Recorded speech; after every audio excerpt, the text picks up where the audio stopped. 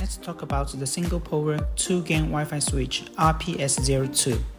There are two on-off switch buttons for the two different nodes. Wiring, it needs a neutral wire. This is very important for Wi-Fi switch.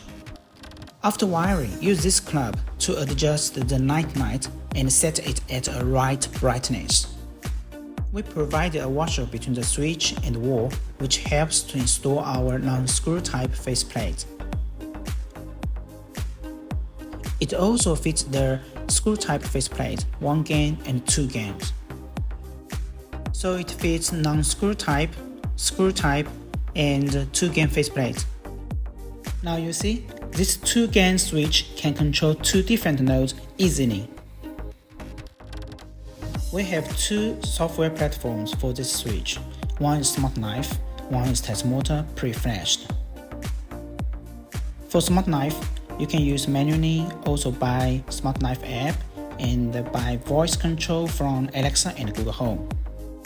The Tasmota version, manual control, app control from Home Assistant, and voice control by Apple Siri.